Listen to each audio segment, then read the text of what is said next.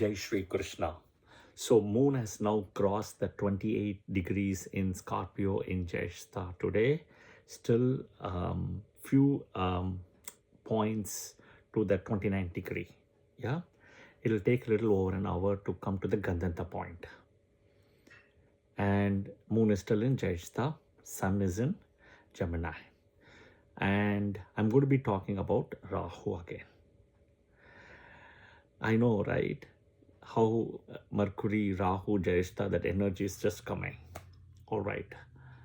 Now, there is a misconception about Rahu again, that like all the other 7 planets, right? Sun, Moon, Mercury, Venus, Mars, Rahu, Mars, Saturn, Jupiter. Sun, Moon, Mercury, Venus, Mars, Saturn, Jupiter. Or Jupiter, Saturn, however you want to call it.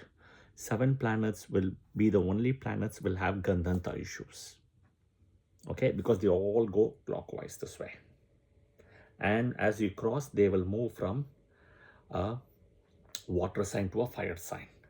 Pisces, Aries. If you come this side, Cancer, Leo. If you come this side, Scorpio, Sagittarius. That is Gandanta. Think about you going from a air conditioner to a furnace room. People in Middle East will tell you how it is. They will see the Gandanta the minute they leave their AC room in the summer, as we speak right now, June, July, August, and they go outside to the car. It is a furnace. In the Middle East, they will tell you that.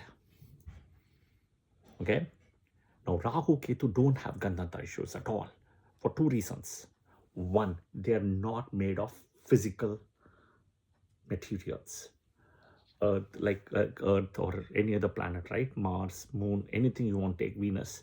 They don't have sand. They don't have stone. They don't have any physical element in their thing because they are mathematical points.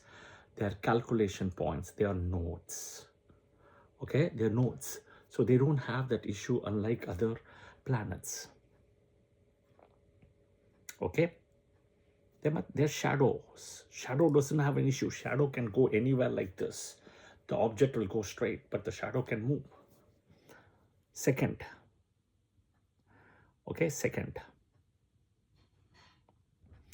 is they go counterclockwise. They go from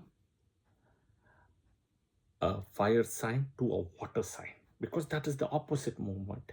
They don't go from water to fire. They go from fire to water. So when you're going from fire to water, it's like when you're going from a furnace to an air conditioner. How are you going to face the Gandanta issue? No, right? Apply some common sense. And I also realize common sense is not common. Right? Rahu, Ketu are beyond Gandanta. They are beyond everything. And I'm going to read specifically something from Uttara Kalamitra Kalidasa. Okay, that is Shloka 2. It speaks very nicely about Rahu Kal. And I'll do specifically about Rahu Kal later. Okay? All right. In Uttara Kalamitra Kalidasa, the book in Shloka 2 speaks about Simika begged Viprachit. Viprachit is born to Kashyapa Maharishi, son.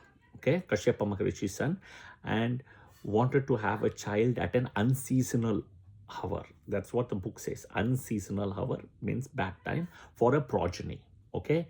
Enraged at this untimely request, okay, the son was born, okay, who was as dreadful as Yama, okay, as dreadful as Yama, all right. This son came to be called as Rahu, okay, but Swarbhanu, that is what the son was called as.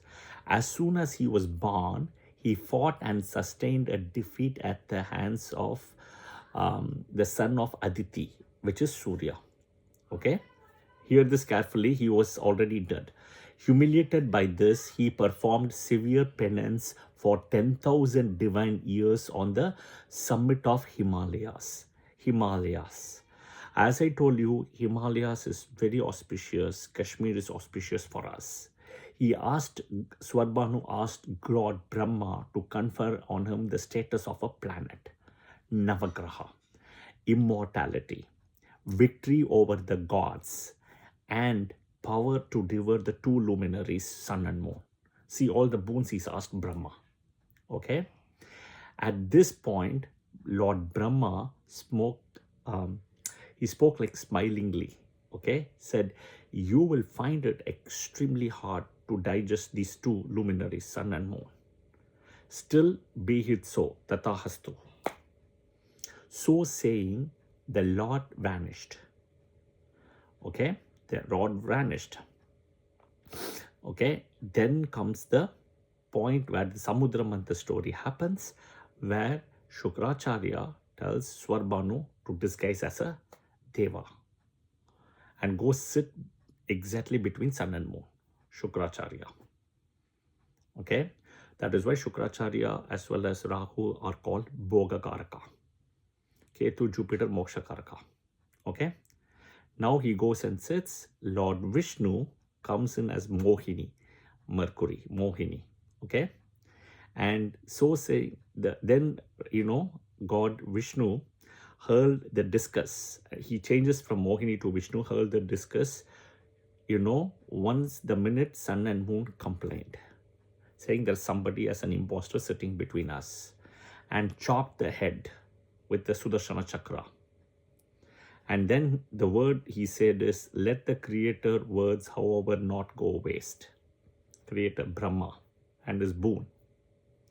In your respective periods, you may devour the two luminaries, sun and moon, and thereby indicate good and bad things for the world. Balancing of karma. Okay, this is what exactly the Shloka 2 said, and I've added some points about Shukra and all those things because of the story which I have read. But this is what it is. Okay. Again, there is the power of Rahu, okay, which you cannot take. And Rahu's energy strongest is in Libra, in the Mula Trikona of Tula, which is Swati Nakshatra, not Satabhisha. Yeah. Rahu doesn't don't own any Rashi, no exaltation, nothing. And they act as a mirror, simple, smoke and mirror. Okay, this is something I just thought I'll share as a quick one. And I'll touch more on Rahu very soon. All right. Om Simmiha Putraya Namaha. That is the shloka. Om Simmiha Putraya Namaha. Om Swarbhanu Namaha. And the Gayatri is Ardhakaryam Mahaviryam Chandraditya Vimartanam Simmika Garbha Sambodham Tam Rahum Pranamamyamam. Alright, it is interesting. Lot of Rahu energies coming in a Mercury Nakshatra Jyeshta here. Jai Shri Krishna.